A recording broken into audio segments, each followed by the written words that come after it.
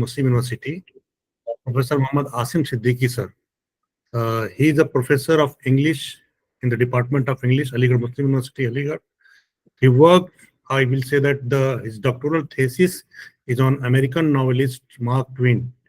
His area of interest and publications include South Asian literature in English, Urdu, and Hindi, literary theory, 19th and 20th century English and American fictions, film studies, and research method in humanities. His most recent book are a monograph titled Shahryar in 2021, published by Sahitya Academy in the Makers of Indian Literature series, and co-authored book History of Aligarh Muslim University 1920 to 2020. Uh, he was a Fulbright Fellow at New York University in 2007. A participant, Asim Sir, is a member of Academic Committee of Center for Advanced Studies, Shimla. Professor Asim Siddiqui Sir is regularly contributors, and I will say that contributes research articles and books, reviews to the journals and different books. He has been writing prolifically on art and culture for different newspaper and magazines and news portals, and among them important are the Guardian, the Hindu, Hindustan Times, Statements, Rediff.com, Scroll In, NDTV, Frontline, India Today magazines, Cafe Editions, the Book Review, Biblio, Indian Literature, and many others. He also translates from Urdu and Hindi into English, and his translations have been published in many books and journals. His recent translation includes two chapters in Premchand on culture and education by Routledge 2020, three chapters in Joginder Paul Leader Sahitya Academy 2023, and a monograph titled Kurtulan Heather Sahitya Academy 2023 in Makers of Indian Literature. Professor Asim sir, I will say that he's a very passionate about teaching. His series of online lectures on literary theory acknowledged by the Hindu and India Today can be accessed on YouTube. He has written lessons and delivered lectures available online on women and literature, gender and literature, and world literature for ePathshala and SWAM. He has also hosted a fortnightly webcast on book in English and Urdu literature and language for American Anjuman Tarakki Urdu Hind, available on online. Participant, these are the few things which I managed to tell you about Professor Asim sir. And if you really wish to know about much more about Professor Asim Siddiqui sir, you can visit on the website of Department of English, AMU Aligarh, and you will find the detailed CV of Asim sir. And I hope that, and I'm sure that you will really inspire with his work and contribution, not only in academic but in administration also. These are the few words, sir. Today we have invited him to speak on the topic higher education and system and its role in the 21st century. Sir, I would humbly request you to kindly uh, discuss on this topic. With these words, now the mic over to you, sir. Thank you, Aftab sir. Thank you very much for a very generous introduction. And I am indeed honored to be part of this platform. And I could already see that there are participants from different subjects and, of course, participants from different states also.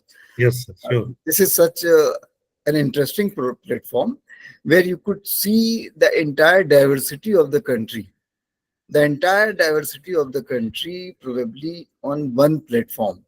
I could make out even from names also and from your subjects also that this platform offers tremendous diversity. We are talking about higher education.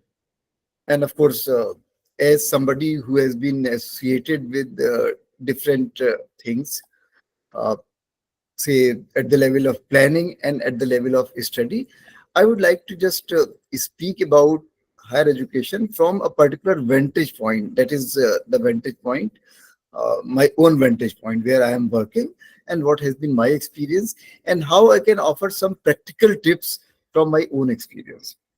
Let me just also add a few words here, which in fact I'll discuss in greater detail later. For the last 3 years, I was also heading a Department of English, which is a big department in the university. And incidentally, when I took charge of the department, we had to implement what is now, you all know, uh, 4 year degree course. That means FYUP, what you call FYUP.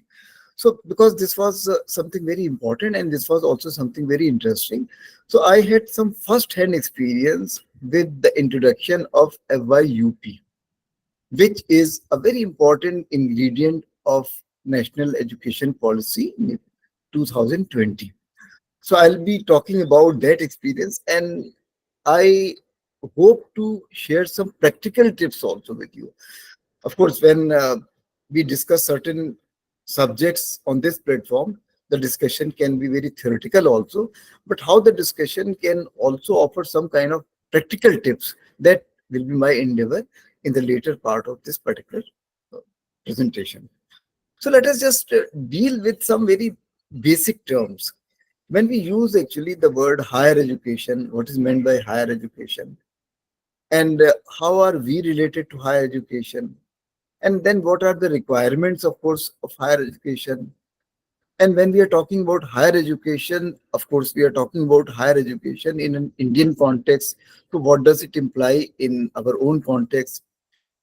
We know that we call somebody a, say, primary school teacher. We also have schools which offer secondary education.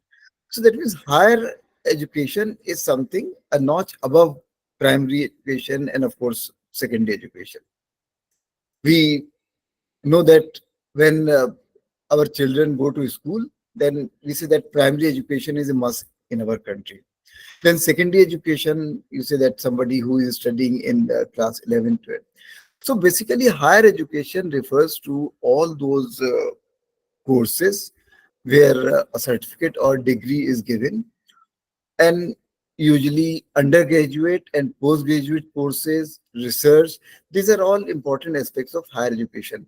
So that means all universities, colleges, and many important institutions of vocational training and learning, and many specialized centers also, which in fact offer some degree courses, they are part of higher education network.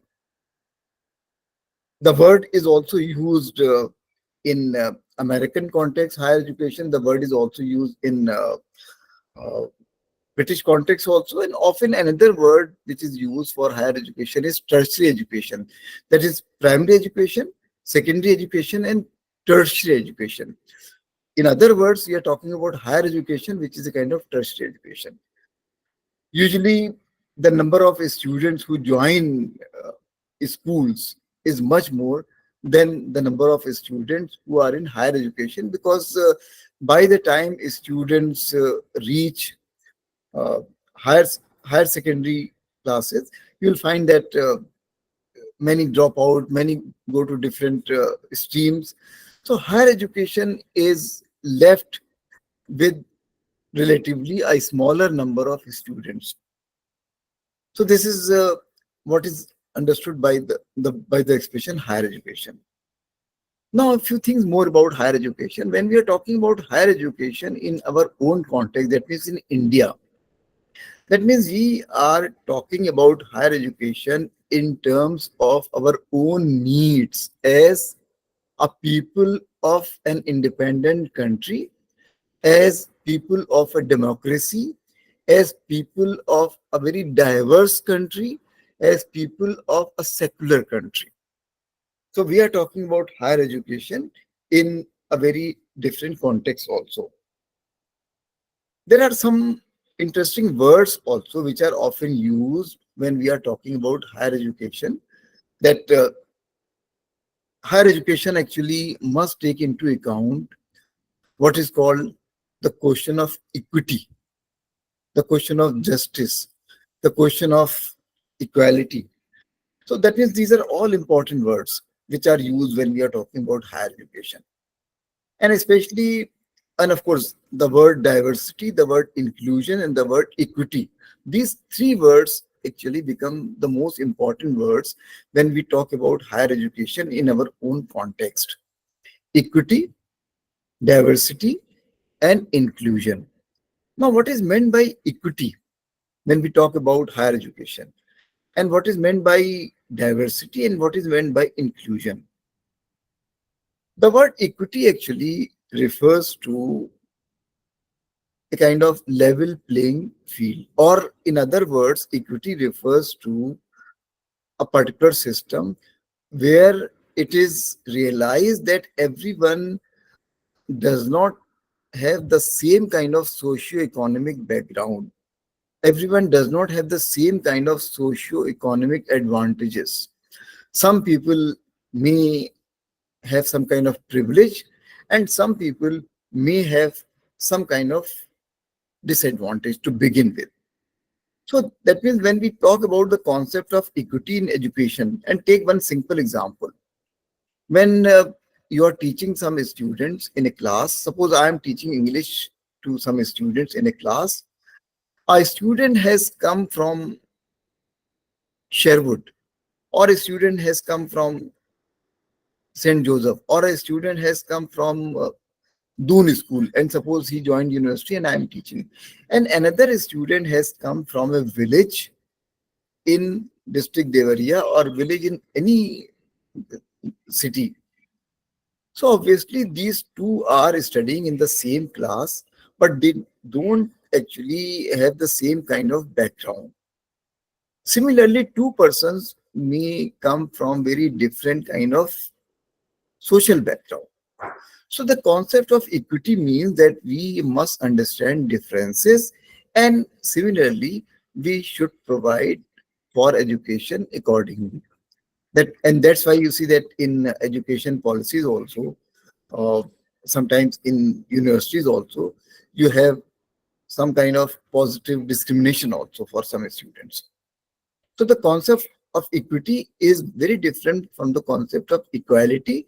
That means everyone is not equal in that sense, that everyone does not share the same kind of socio-economic background and the same kind of advantages and disadvantages. The second important term here is the concept of diversity. And diversity in Indian context means diversity which is seen in terms of different regions of the country, different cultures of the country, different religions of the country, different languages of the country, or, for example, different sexes also. So, in other words, diversity refers to linguistic diversity, religious diversity, cultural diversity, gender diversity, and all. So, diversity is a core principle of our democracy also. So, when we are talking about higher education, we are also taking note of diversity. And here, that whenever universities participate in many programs where universities get some kind of accreditation or ranking, there one important question that is addressed is whether the university offers diversity in its teaching faculty, in its classroom, or in other spheres also. Diversity is so important. And of course, the third very important thing is what is called inclusion. That means, and these are two related terms. When we are talking about inclusion, that means different segments of society or different aspects of society receive proper inclusion.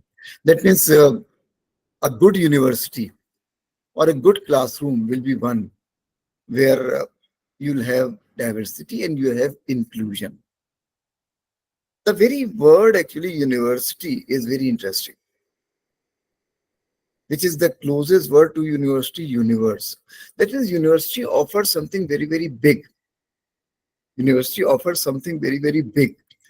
And when we see university as a kind of microcosm of something big, then our world, our universe also has a lot of diversity. So at one level, you can see that you can see some kind of justification for diversity in the very concept of university. So I just want to begin with these preliminary remarks that when we are talking about higher education, we must know that higher education refers to education which is imparted in colleges, in universities, and of course, in all those institutions which offer degree, which offer certificates, and so on. Now, when we look at this whole question of education, then we also see that we have a very important heritage. As Indians, we have a very strong heritage. We have a very long heritage also. In ancient times also, we had universities. We had some of the oldest universities, like, for example, Takshila University. We had many, and we also had that whole system of what is called Gurukul, for example, in olden times, where students would come to a particular place where they get education, they will stay in a place and they will get education from a guru, and of course, they will depart after having learned some wisdom and some education. So that means here uh, we also have one very important heritage, and we are not, in fact, forgetful of that heritage. And in later periods also, you see that that system, that heritage was further enriched by different things. I am giving the example of this concept of Gurukul, for example, from ancient times. But even during medieval times or in later medieval times, you had a very strong tradition of what you call a guru and a chela, or ustad and shagird. In fact, you can see this tradition at a different level also. See the whole tradition of Urdu poetry, for example, the whole tradition of Urdu poetry. You'll see that there you had a very strong institution called Ustad and Shagird taking some kind of Islah from Ustad. In other words, somebody writes poetry, somebody writes a couplet, and he or she has an Ustad. Mostly it was he who had an Ustad, and Ustad will offer some lessons, will try to improve that couplet. And gradually you'll see that all important Urdu poets had a Ustad, a teacher. So this, that means this tradition, for example, which in ancient literature was uh, known by the institution of Gurukul, and later, of course, you'll see that its manifestation in different ways. Similarly, in many fields also, for example, when we talk about medicine, we had an alternative system of medicine in our own country. So that means when we are talking about policies, when we are talking about planning and planning for higher education, we are also taking some tips from that ancient heritage, and we are also inspired by that kind of heritage. You see that gradually things change also. And when we talk about the entire system of higher education in our country, one very important step toward that direction was actually taken by Charles Macaulay, especially by his minutes, which now we call infamous minutes, when he introduced English education in India. And his minutes of 1835, they talk about, they introduce English education. Of course, at that time, Macaulay had a very different kind of uh, policy, or rather, British had a very different kind of view about higher education when they introduced English in the country. They wanted to create a class of Indians which would serve the interests of the British Empire. That means when English was introduced in India, one very important reason, one very important agenda was to create a class which would serve the interest of the British people. That means it will appear Indians, but it will think like the British. In other words, it will be a class of Babus who would think like Englishmen, and in other words, they would serve the interests of the empire. But somehow, English education came in the country, and this English education actually has also stayed with us. So even when the country became independent, English education remained important. Whatever be your subject, whether you are studying science, whether you are studying, say, mathematics, zoology, or you are studying political science or history, we are often studying these subjects in our universities in English. And all our books are also available, or most important books are also available in English. Of late, some efforts have been made to make education available in Hindi also, or in regional languages also, even medical education. And of course, in 20th century itself, many important efforts were made to make education available in other languages also. Some of those efforts are remarkable also. When, for example, Usmania University in Hyderabad started its journey, it started a big project of translation, all many important books from English to Urdu. So that was one very important vernacular university which was offering education in Urdu medium. But that is just one example, one shining example. And in many other universities also, you see that efforts are made to impart education in regional languages. But by and large, English is here to stay, and most of our education, or most of our institutions of higher learning, are offering education in English medium. So that means at the time of independence, we had few universities, but now, in fact, the number of universities is really very substantial. So that means when we are talking about the context, and here we are speaking about 21st century, and you know that today we basically have three kinds of universities. You have central universities, and you have state universities, and you also have many uh, deemed universities. And of course, one very important kind of university is a private university. Basically, India has a very large concentration of public universities, and public universities are those universities which are funded by the government. And public universities may be central universities and they may be state universities, but they are funded by the government. On the other hand, private universities, of course, have their own mechanism also, and they have their own infrastructure. Of late, you can see that there are some very important private universities also. Uh, you must have heard about Ashoka University, you must have heard about Jindal University or Shivnadar University. These are all universities actually which are doing so well.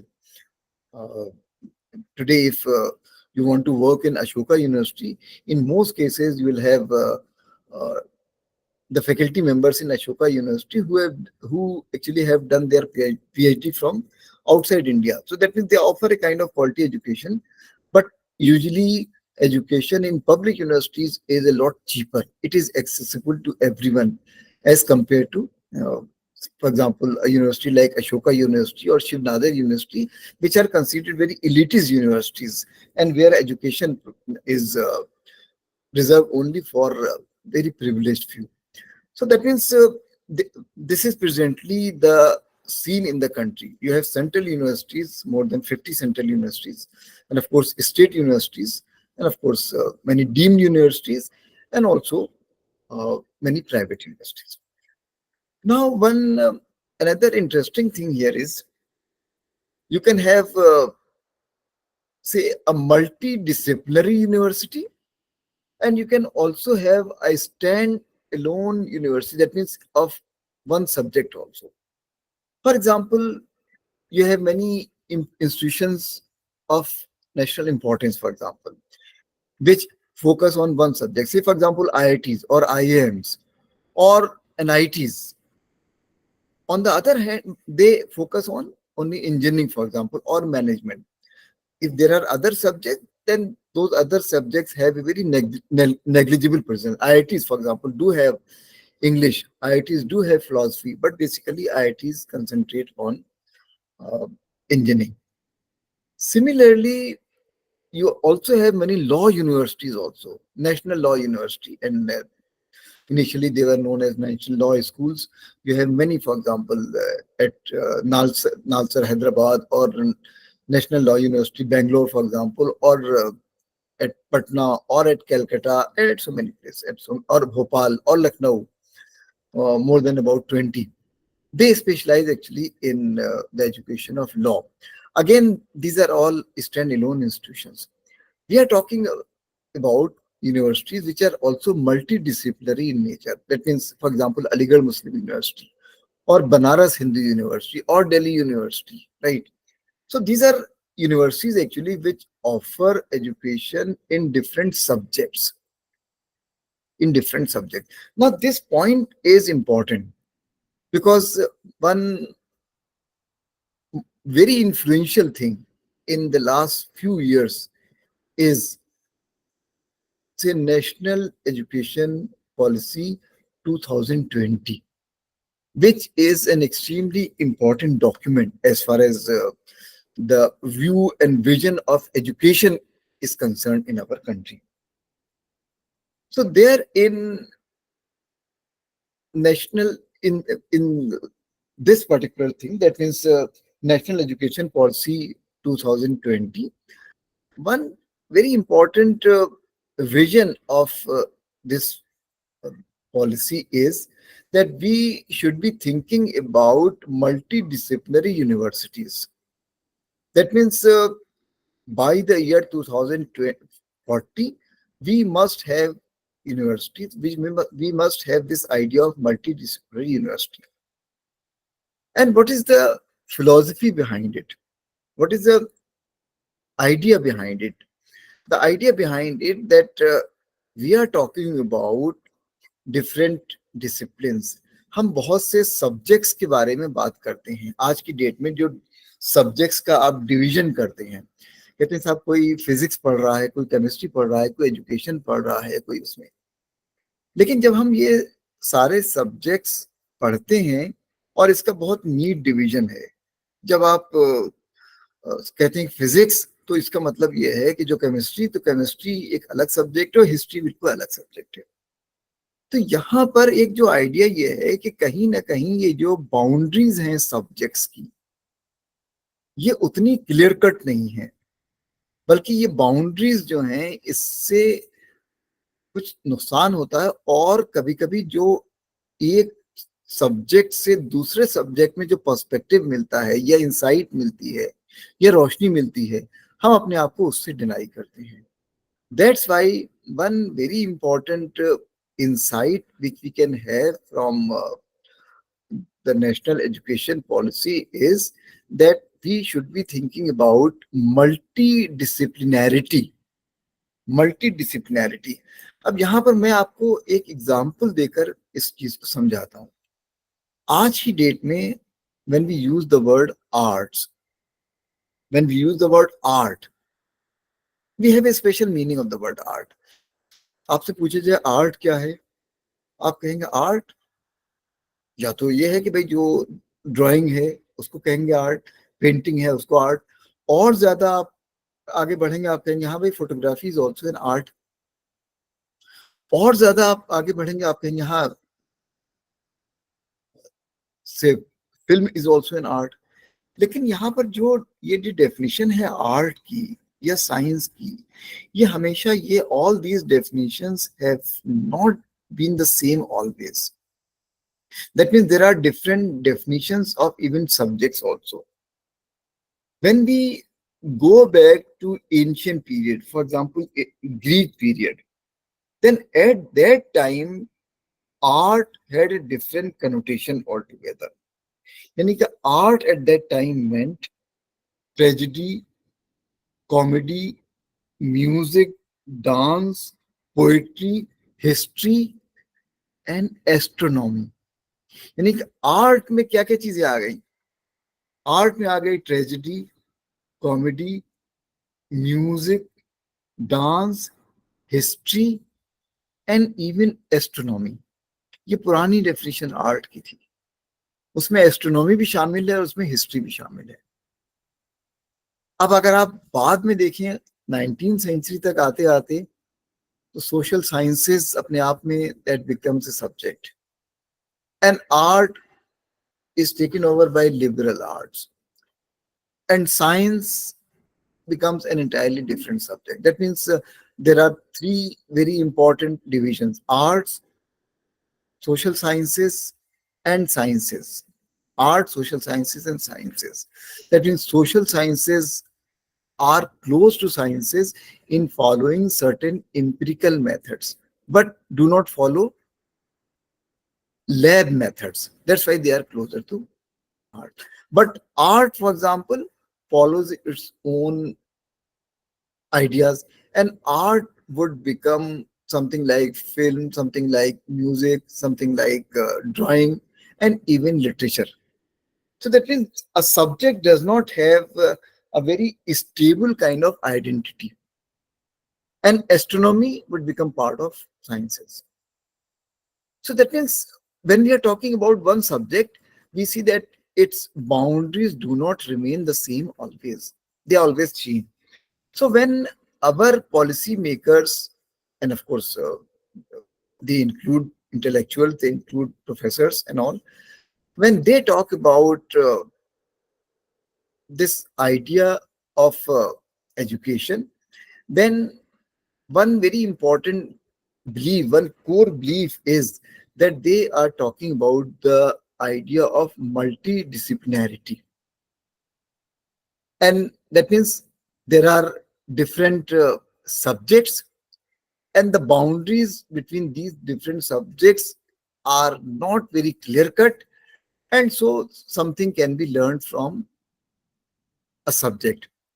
Now, towards this end, in fact, when we introduced 4-year degree course at my university, and talking about my own department, Department of English, I had this very important notion of interdisciplinarity. That means how the kind of link can be established between two different disciplines. And multidisciplinarity, how we can learn from different disciplines and how we can design certain courses. I'll come to this particular point a bit later. So when we see that this National Education Policy 2020 was drafted, it had some very important features also. And of course, it also needed to address some very key issues also in the country. One important issue was, of course, that more students need to enroll for higher education programs. Right? That means at the at the moment, the number of enrollments is far from satisfactory. And similarly, uh, when we think about education, we are talking about this whole idea of multidisciplinarity. Then there are other key things also. How technology can be harnessed. How technology can be harnessed, and towards that end, it envisage a national educational technology. And then you know that earlier when we used to teach, when I used to teach, we had an annual system. But some years ago, in our university, some years ago, we introduced choice-based semester system. Choice-based semester system. That means CBCS, choice-based semester system. What was meant by choice-based semester system? It meant that when we are designing courses, then students must be given choice. That means a particular course should not be imposed on them. Rather, they should be given some choice they should be able to choose between different courses. So this was actually introduced before the national education policy, choice-based semester system, where at undergraduate level and at postgraduate level, we actually offered students some choice in offering courses. Of course, some universities had the concept of core courses and also elective courses. Core courses means a particular subject uh, viewed some courses absolutely necessary. That means everyone had to study those courses. But there were also some electives where some subjects actually were on offer and a student could choose either. Now here, let me just also tell you that since India is a very big country, so many universities also have autonomy. So all universities did not have the same kind of arrangement. There is a word which is used, which is called a cafeteria style education. That means students could choose courses on the basis of plenty of choice that they had. That means that is a kind of cafeteria model where they had some courses on offer and they could choose some courses and they could study. On the other hand, other universities had this view of some core courses. That means mostly all courses were compulsory. If you are doing MA in geography, then these are the courses you have to study. You don't have choice. In the cafeteria model, you had lot of choice. So when choice-based semester system was introduced, of course, choice became important, and universities started offering that kind of choice. When national education policy actually was introduced, it gave impetus to choice. That means students must have choice. And when they have choice, so since many universities had already introduced choice-based semester system, so it was a kind of a smooth transition for them to go for this kind of choice. So this became important. And there actually the idea was that there should be credit-based system for degree programs, which students could, of course, where a student could choose many courses. Now, during the COVID period, something else also happened, and something which was equally important. We can, in fact, think our own academic life in two different phases: life before the COVID and life after the COVID. At least I can think about my own life before the COVID and after the COVID. What I was doing during the COVID period, that actually taught me a very important lesson at that time. And the lesson was that online education is here to stay. I must narrate that experience. When the university was closed in March 2020, in March 2020,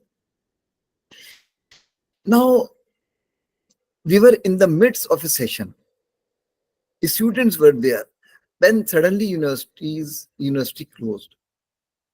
Now what to do? At that time, I announced in my classroom that I will meet you in Facebook live sessions.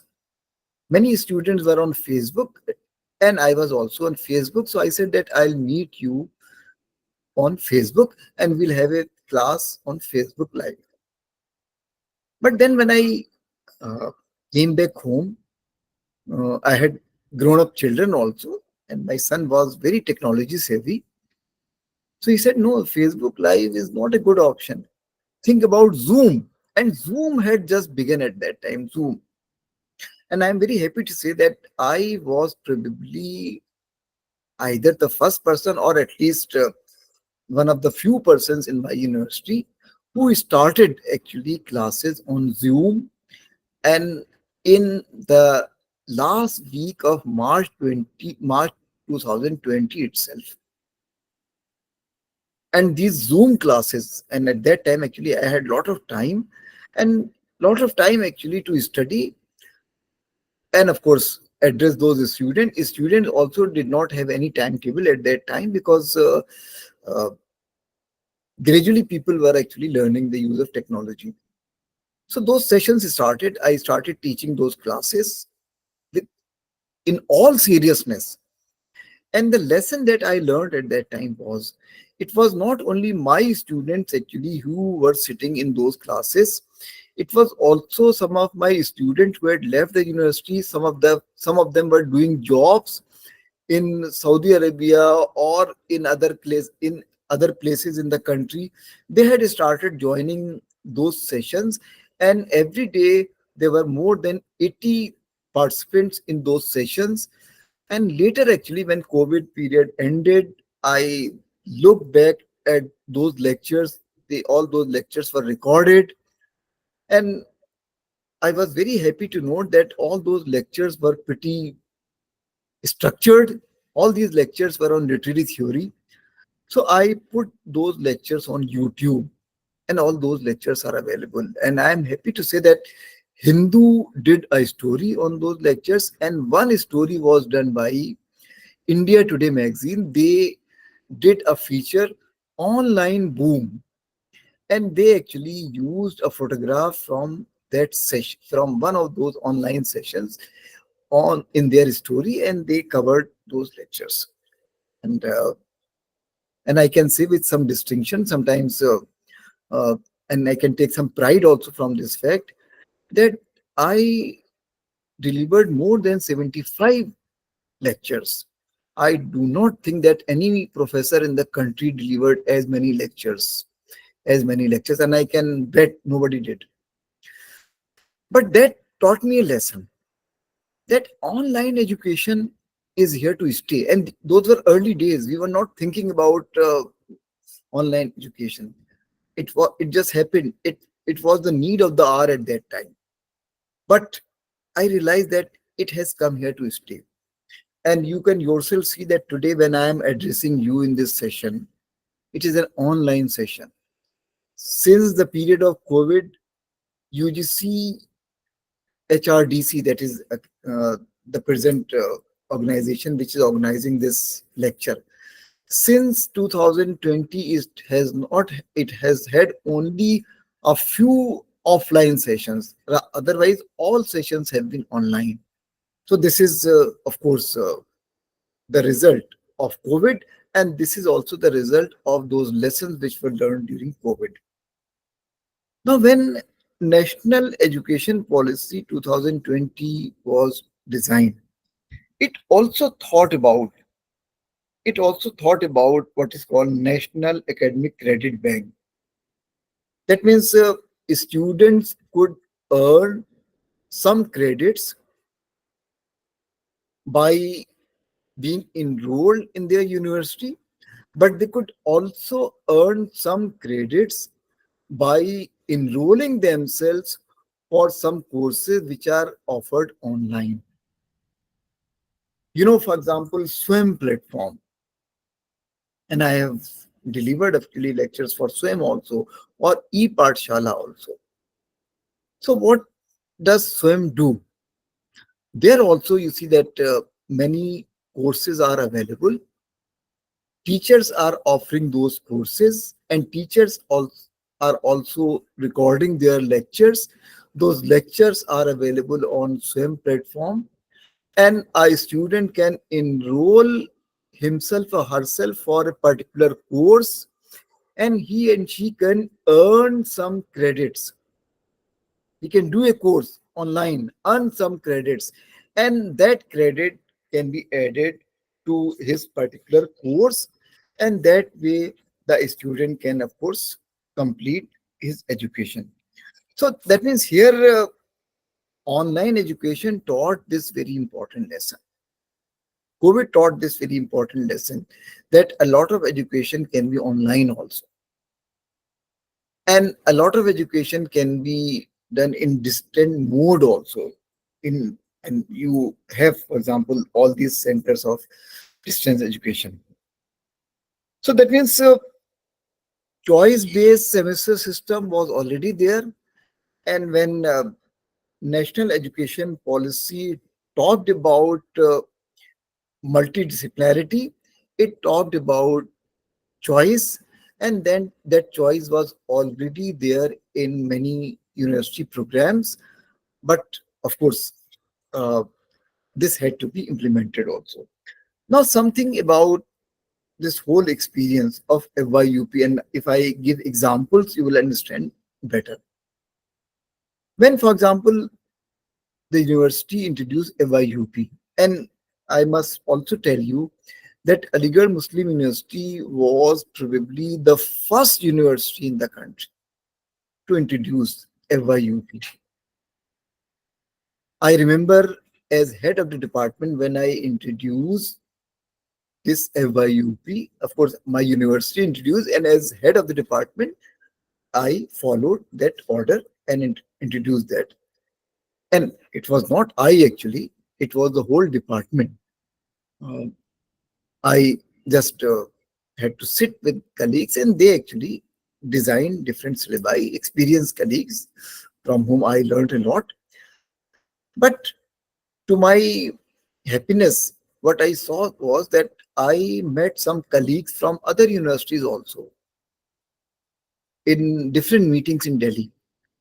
I remember meeting uh, a very senior colleague from Banaras Hindu University, a good friend. And I also remember meeting one colleague from Jamia Millia Islamia. So at that time, actually, Jamia or Banaras Hindu University had not introduced FYUP. And the coordinator of FYUP at my university told me that often UGC would consult him about the introduction also, how it was all done. So, of course, one very important feature of FYUP was, or national education policy was, 4-year course. That means 4-year undergraduate course. Now, what is this? I wonder whether you are part of this FYUP or not, whether you have introduced or your university has introduced 4-year uh, undergraduate degree. But let me just talk about my own university. What was the feature of this 4-year undergraduate degree? It had certain features. It gave students some opportunities to do or to study in a particular university or in a college, and maybe leave that college or university and join some other college or university. That means this undergraduate program had number of exit options. That means after first year of UG program, a student could exit. That means after completing 2 semesters, a student could exit, and he would get a certificate course. And after second year of UG program, he would earn an advanced diploma, and he could quit. That means after 4 semesters. And then after third year, he could again quit after completing 6 semesters, and he would earn a bachelor's degree. And after fourth year, again he would complete, and he would have a degree, bachelor with research degree. Now, this is something very interesting also, and this is something very different also. Earlier, you had that system where you have a BA or BSc, a 3-year BA or BSc, and a 2-year MA and MSc. But this new course actually has a 4-year program, and after you complete 4 years, and if you complete fourth year with a required percentage, then you can get admission immediately to research. That means after undergraduate degree to research. So it is a kind of integrated program. That means you don't need to do ME.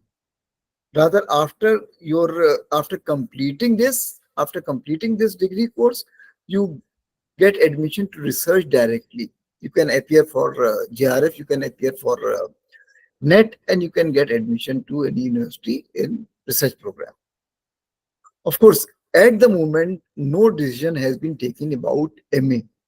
MA could continue, or MA or MSc could be phased out, because at the moment we have just completed 4 semesters. That means 2 years have passed since this particular course has been introduced at my university, and at some other universities maybe 1 year.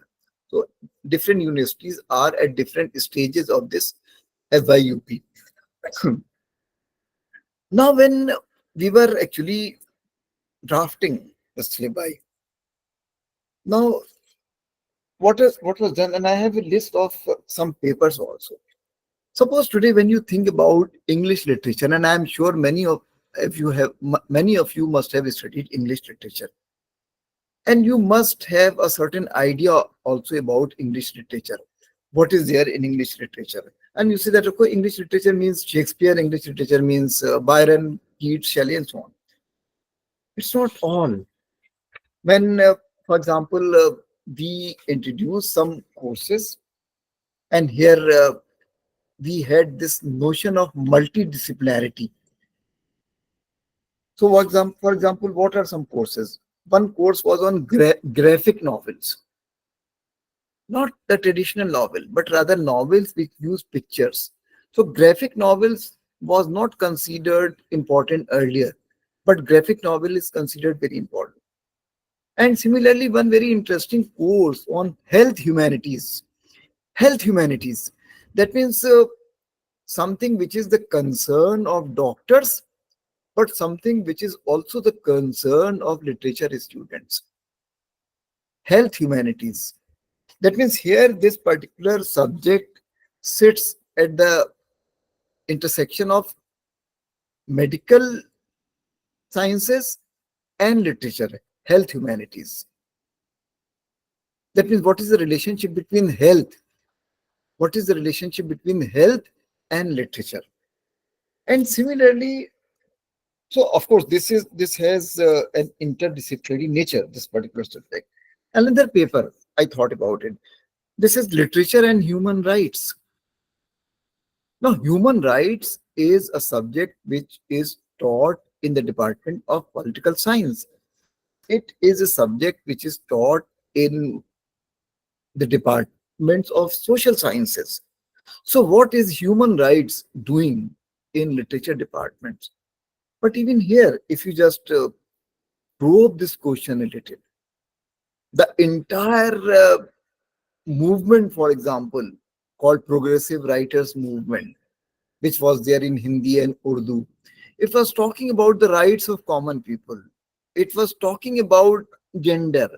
When Kafi Azmi, for example, writes a poem, औरत उठ मेरी जान तुझे मेरे साथ चलना है तुझे, he is talking about gender. He is talking about gender rights. And similarly, in earlier times also, when, for example, a novel like Uncle Tom's Cabin is written, and that novel is talking about blacks, so that means that novel is taking a stance against race.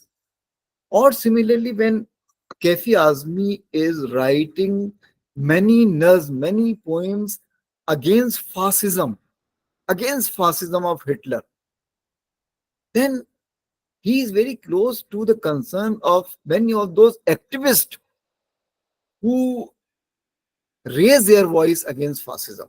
तो यहाँ पर जो human rights और literature का ये जो subject है, या हेल्थ ह्यूमैनिटीज का जो सब्जेक्ट है, ये इसका प्योरली नेचर इंटरडिसिप्लिनरी है.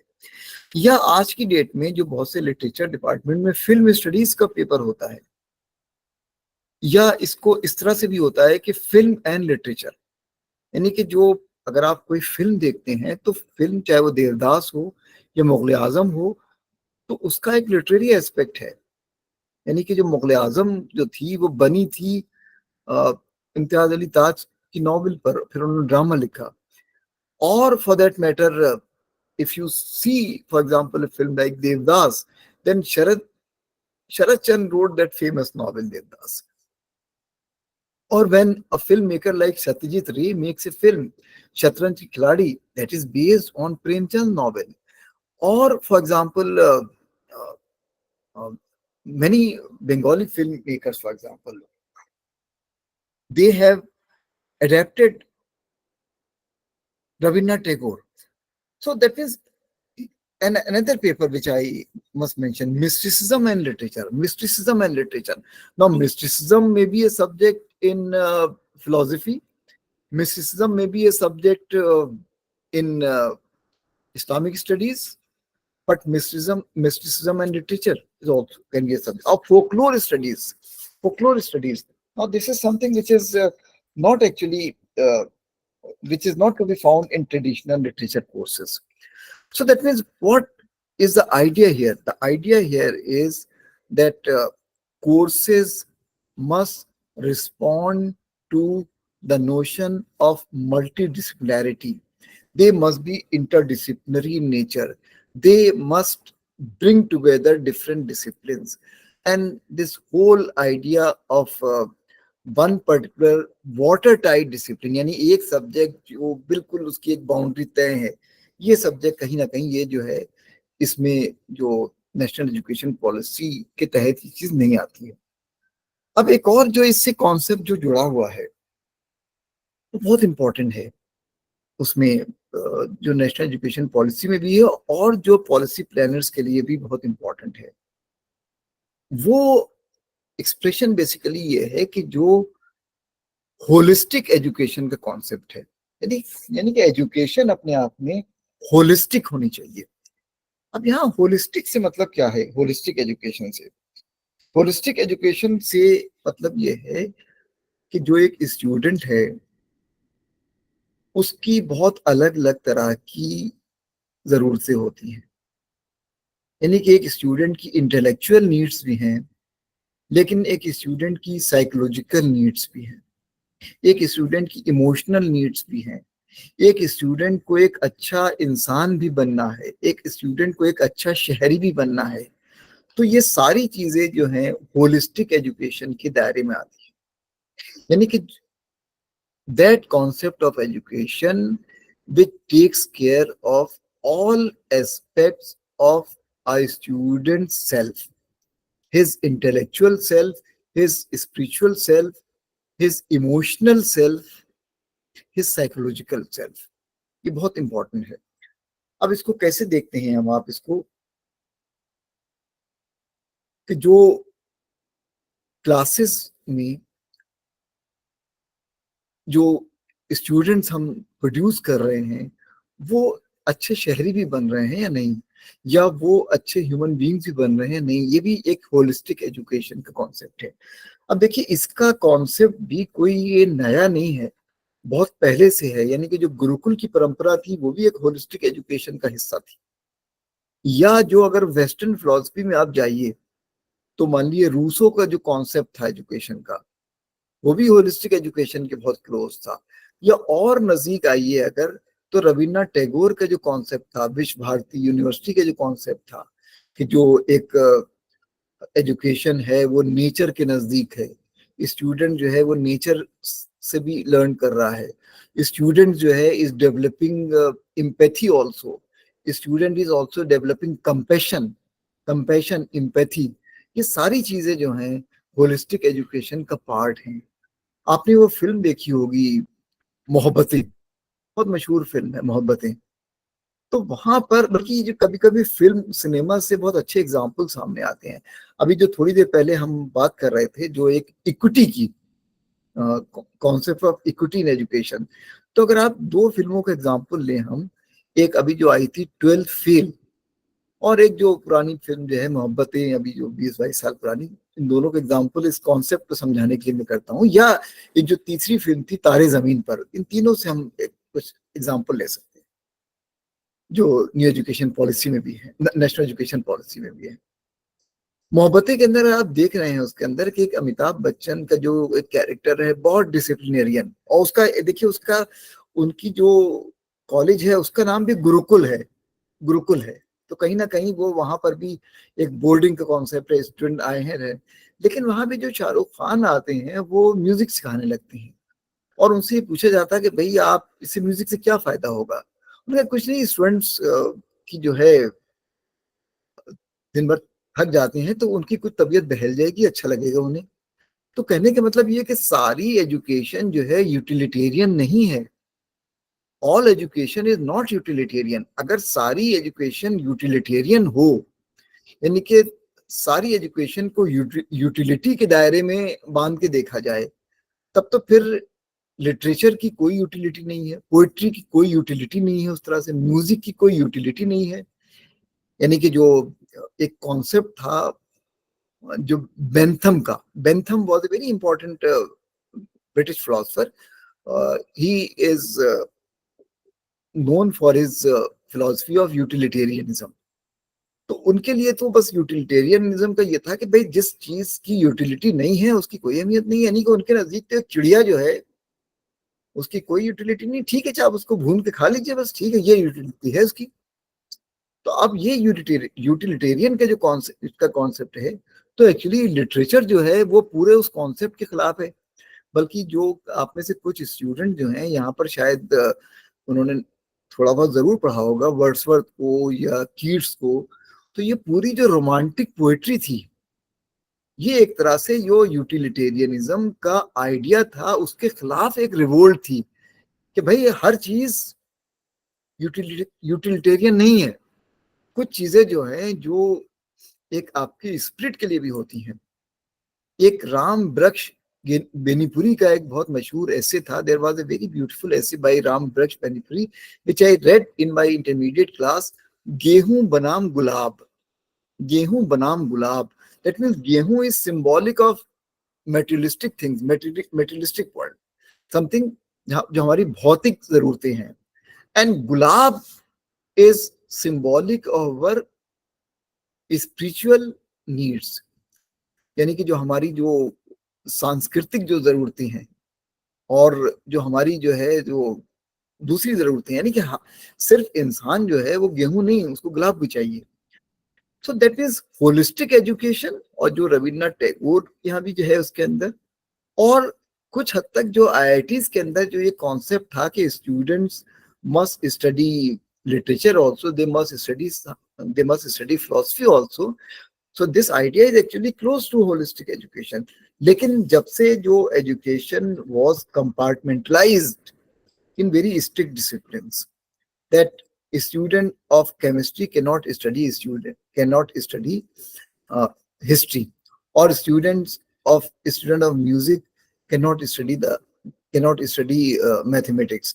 तो ये इससे जो है जो नेशनल एजुकेशन पॉलिसी में बेसिकली जो एक प्रोविजन है वो एक मल्टी डिसिप्लिनरिटी का है। और उसमें यह है कि एक सब्जेक्ट जो है वो दूसरे सब्जेक्ट को बहुत सी चीजें सिखा सकता है, पढ़ा सकता है। तो इसी की तरफ जो ये एफर्ट था हमारा भी, जो अपने कोर्सेज को रीडिजाइन करने का ये था। But I understand India offers a very diverse kind of field. So maybe in some premier universities, for example, I am working in a university, I am a professor, senior professor. Maybe I had this chance to introduce a particular paper. But suppose if you are working in a college, you may not have that kind of advantage.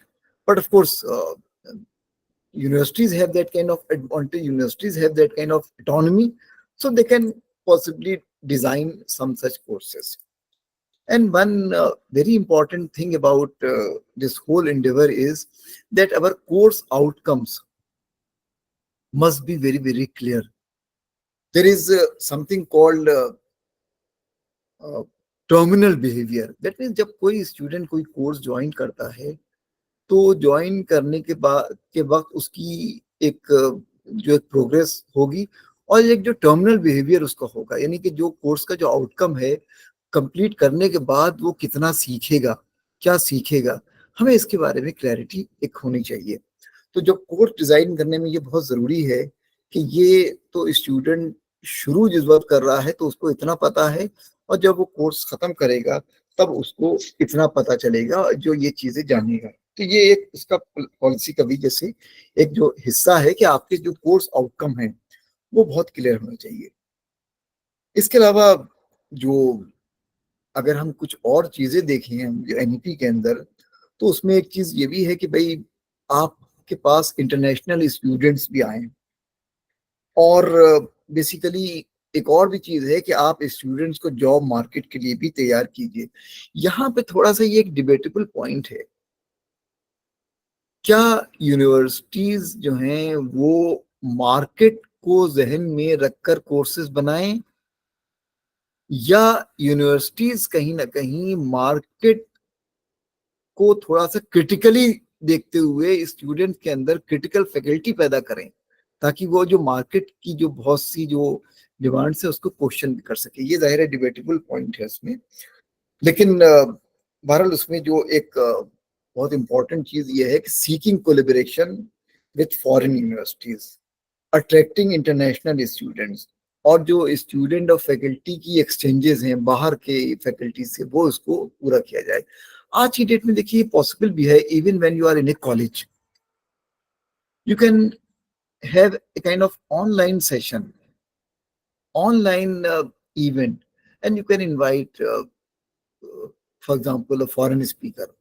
Universities में तो देखिए ज्ञान courses भी हैं, जो जिसमें ज्ञान courses से मतलब बेसिकली ये है कि जिसमें कोई बाहर की फैकल्टी को आप अप्रोच करते हैं, और इसको यूजीसी ने यूनिवर्सिटीज को उसके लिए फंडिंग कर रखी है उसमें, तो वो बाहर के कोर्सेज, बाहर की फैकल्टी जो है वो कोर्सेज ऑनलाइन रन करेगी, और आपके स्टूडेंट जो हैं या दूसरे बहुत से स्टूडेंट दूसरी यूनिवर्सिटीज के उन ज्ञान कोर्सेज को वो ज्वाइन करते हैं और वो लेक्चर से फायदा उठाते हैं।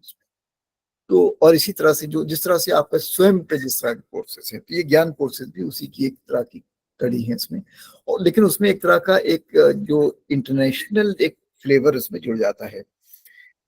और उसके अलावा फिर जो एनईपी के अंदर एक और बहुत सी चीजें जो शामिल हैं कि जो एक इंस्टीट्यूशनल ऑटोनॉमी हो बेसिकली, और साथ ही साथ एक थोड़ा सा डिसेंट्रलाइजेशन भी हो उसमें, और बेसिकली जो ऑनलाइन कोर्सेज, ऑफलाइन कोर्सेज, और एक और है जो ब्लेंडेड बेसिकली जो कोर्सेज होते हैं, जो उसके अंदर कि आप पढ़ा रहे हैं अपने क्लास में, लेकिन साथ ही साथ जो है उसको ऑनलाइन भी लोग ज्वाइन कर रहे हैं, तो एक तरह का वो ब्लेंडेड सिंगल क्लासरूम हुआ, यानी कि आप अपने क्लास में पढ़ा रहे हैं उसमें स्टूडेंट्स हैं, लेकिन जो दूसरे स्टूडेंट्स को बहुत सी जो है ऑनलाइन वो भी अटेंड कर रहे हैं।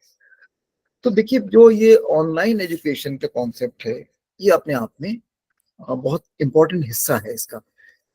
यहाँ पर मुझे पर्सनली एक बहुत जो एक रियलाइजेशन भी हुआ, और वो ये रियलाइजेशन भी हुआ कि ग्रेजुअली कहीं ऐसा ना हो कि सारे ऑनलाइन कोर्सेज में हमने सब कुछ अपना दे दिया हो तो हमारी ही जरूरत ना बचे,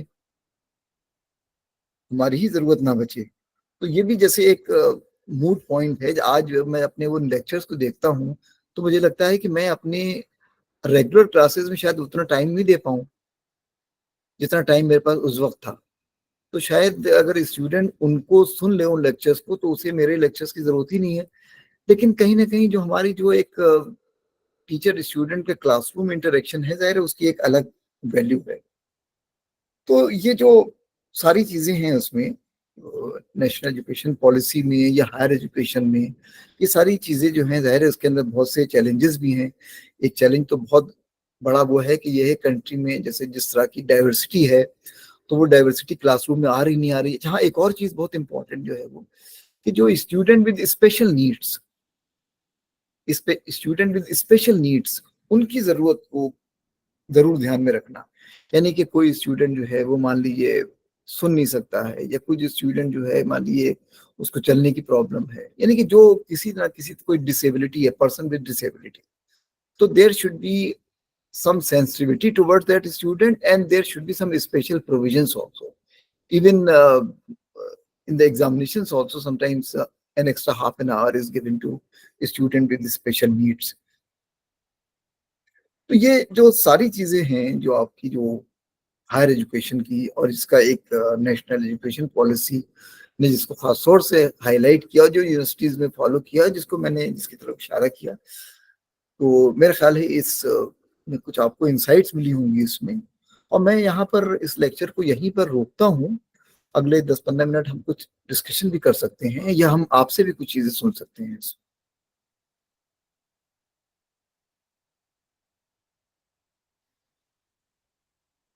So, This lecture, yeah, this lecture has not ended, but rather I'm leaving some time for you for some discussion. Yeah. Participants, if you have any doubt during sir session, you can ask now. good evening, Discuss sir. with- So I'm Good Karma evening. Chodan Bhatia. I'm from Institute Sanchaman Libu Government Degree College, which is affiliated to Sikkim Central University. So my question is, when it comes to multidisciplinary and choice-based system that we have, it's already existing as well. But then some kind of moderation we always do, especially considering the fact that students, the tendency of students to prefer some subjects over the others to maintain some kind of equality in all the departments. Some moderation is always there, sir. And also, when it comes to choosing of subjects which has practicals, usually two practical subjects are not given to the students. But with this NEP there's more option, and with more option I feel like there's more problems for the students also to make a decision. So because we are, I mean, our state is going to uh, implement NEP from 2025 only, and I feel like there is a need for the students uh, to be guided properly when it comes to the choice of the subjects, and also for the faculty members also, because we are shifting to a new policy now, and we ourselves might not be able to understand what would be the demand of the market and what is the combination of subjects that students should be opting for. If a student of language opts for a paper in physics, then I do not think that would be a practical use later. And also, sir, it is just out of curiosity. We have a monastic system of study here, which has been formally incorporated into higher education, the Sheda system, which focuses more on Buddhist studies and philosophy. So, sir, in that case, it is just out of my curiosity. I'm not a faculty there, but such institute is here in Sikkim. There's one institute here. So, what kind of courses would they choose? Like, I mean, when it comes to multidisciplinary, will it not be too much a burden for them, or wouldn't it be like, this is like testing new waters when it comes to multidisciplinary? We used to have multidisciplinary, but now this is entirely the commerce, science, all things together. So I feel little, the concern in this field. So if you could enlighten me further. Yeah. Thank you, Dr. Karma. Thank you. Thank you very much. May I So know? it's just karma, by the way. Okay. What is your subject? Which subject are you teaching? So geography. Okay. Okay. Okay. It's a very good question actually, because there are many challenges also which are thrown by national education policy. You see, for example, in a university like Banaras or Aligarh or Delhi, you actually have faculty members also, and you have already many existing departments. So that way, they are better prepared to implement NEP. But suppose we are looking at a scene in a college where there are very few faculty members. So obviously, it places many limitations there, because you don't have a trained faculty also, and you don't have enough people also actually to teach different subjects. So that is one very important challenge. And then second important thing is of a more practical nature. You rightly pointed out that if a student wants to study physics, or if a student wants to study, for example, a very different subject, then what to do? So at my university also, when we introduce this, we introduce actually this choice, but the choice actually existed at the level of the faculty. That means if a student is studying in a particular class in a particular subject, then usually the choice is not unlimited. The choice is not unlimited. There are some restrictions on that choice also, keeping in mind the practicality, the whole thing. So that is one thing. That means you don't have. So, for example, if the Department of English is offering a particular paper which the Department of English feels should interest students of engineering or other students, then of course uh, there cannot be too many papers also. And we cannot, in fact, send our student to engineering college also all the time. We cannot send. So there, that means there the faculties are also limited. We don't have that kind of unlimited choice there. And actually the whole thing actually creates some kind of practical problems there. So this is the in answer to your question. But Sadaf ma'am, but Sadaf gradually ma'am, you see that we are actually still evolving this system. And again, there is another issue also. Some colleges actually have just one or two faculty members. Even in my own university, in some department, there are just one or two teachers of a particular subject. So they cannot possibly teach so many subjects. So this is so a big department possibly can implement this in a better manner than a very small department. Yeah, Sadaf Sir, Musa I ma'am, have a question. yeah, please. Manali ma'am. Yes. Thank you, sir. Good evening, sir. I am Manali Chaudhary, and I teach in an undergraduate college under the University of Bardwan in West Bengal, sir. Uh, I do belong to the Department of English as well. So I have a very specific question to you, sir. Um, you see, there is this thing about communicative English. Now, this is, I think, paper which is based on skill, a specific skill, and can be used and can be helpful to students of all departments across all universities because this is something that I think will be useful for their career advancements. Irrespective of whichever department they belong to. I think you would agree with me, sir. So yes, but the point is, communicative English is a very specific science, and we as literature students are not equipped with all the, skills that are, associated with this particular skill. We are given only a partial knowledge of it because linguistics plays a very important role in this particular paper, which most of the students like me, I did not have linguistics ever in any of my neither in my undergraduate or postgraduate days. So, is it possible, sir, to formulate a system where existing teachers who belong to this particular department can be trained so that they can, implement this in their respective colleges and universities so that more and more students can take this up as a subject because this I think only has it is introduced only as a compulsory subject and is brushed off and most of the students don't take it very seriously, they just have to pass in it, but I think it is a very important aspect of their career advancement schemes. So is there a way in which the senior faculty members can get together of all the universities across India and formulate a system wherein existing teachers can be trained because we are not equipped with all the skills to, impart that education to the students. If you would like to comment on that, sir. I understand your question. Yeah, that's me. Actually, this is a very interesting question and very important question also. And I'll try to answer this question with reference to my own example. You see, all of us actually have this challenge that either we remain confined to a very narrow area in our subject, or we diversify, or we diversify. That means if you look at your own subject, then you will see that your subject has also diversified. So whether we are equal to all those changes which have taken place in your subject or not, so it actually means that as teachers we need to diversify. See, for example, if I give my own example, uh, Aftab actually introduced me as somebody who did his PhD on Mark Twain. Let me just tell you, Mark Twain was an American novelist, and my area actually of specialization was American fiction. American fiction. And I taught American fiction in the university.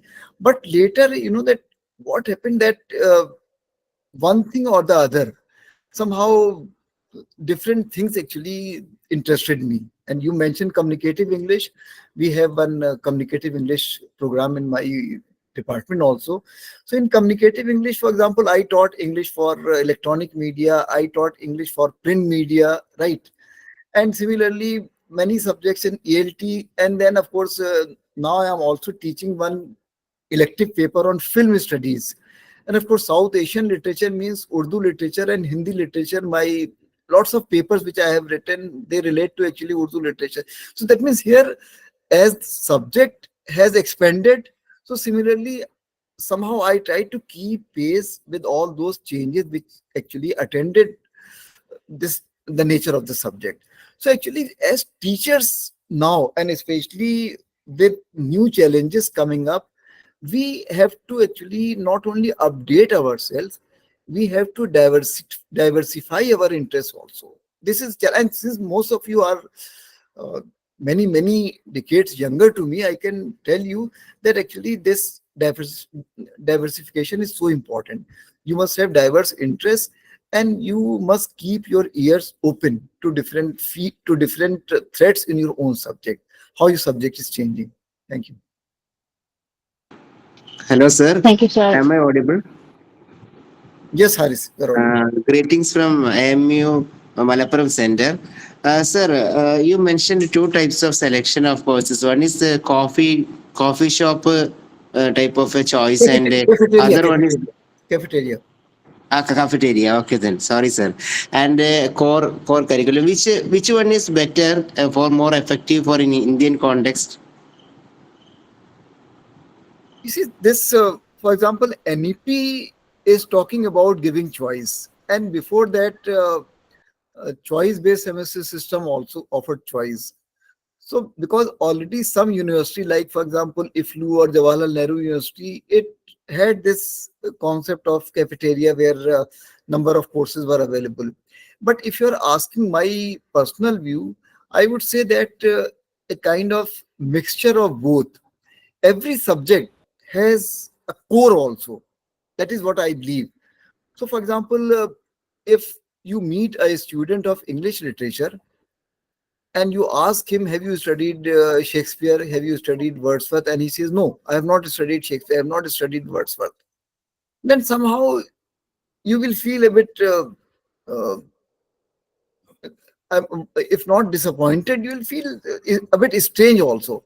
But there is this chance of a student having done his BA or MA in a cafeteria style courses, but not having studied Shakespeare at all, not having studied romantic poetry at all. So I'll say that every subject has a core, and every subject also has some kind of variety. Maybe it should be a mixture of both. Meena ji, Meena ji mute करिए। मीन Hello, good evening, sir. Good evening. Sadaf ma'am. Yes, sir, my name is Dr. Sadaf Musa, and I am Assistant Professor in Law from St. Xavier's University, Kolkata. So, sir, my question is very direct that what are the things which we should keep in mind when we are developing a value-added course? And what technique which we should adopt while giving this value-added course to the students? You are talking about walk courses. Yes, sir. Mhm. Actually, here also at the university, we were thinking about this, and something actually which can interest lots of students and where they gain some kind of practical knowledge also. So actually, we thought long and hard about this, and I actually hit upon two courses. we already had compulsory English at my university.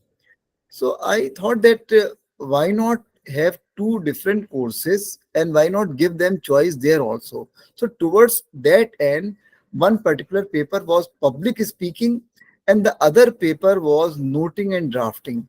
Public speaking, actually, we thought about this paper because many students who are otherwise good at English, they may be very good at English, but they may not be very good at public speaking. So we thought that okay, many students actually who think that they are good at English, but they require some kind of training in public speaking. So this paper can offer them some kind of theoretical background about public speaking and some kind of practical experience also about public speaking. So toward that end, actually this paper was designed. So it started with very clear goals that students who may be good at English but who may not be very good at overcoming their fears actually of speaking English. Similarly, noting and drafting, and again, we can also uh, possibly learn from our own experience. We may be very good at writing our research papers, but sometimes you see that writing a research paper may be easier than writing a letter to the vice chancellor or writing a particular note on an application or writing a particular letter written in response to a circular from UGC. So that means noting and drafting, it has a very different kind of demands. So towards that end, that paper was designed. Uh, we can very easily say that we know English, but we do not know all kinds of Englishes which are required in different situations. So that means when this particular course was designed, this work course, so it was thought to offer some kind of practical experience to students, which will stand in good stead. Okay, Thank you, thank you sir. so Thank much, you very sir. much. Thank you, Musa ma'am, for your direct question, and Haris C. With these words, I will thanks to you, sir, on behalf of HRDC for your this very, I will say, the nice and very detailed deliberation on the topic. With these words, thank you very much, sir. Thank you. Thank you indeed. Thank you. Thank you, sir. Thank you.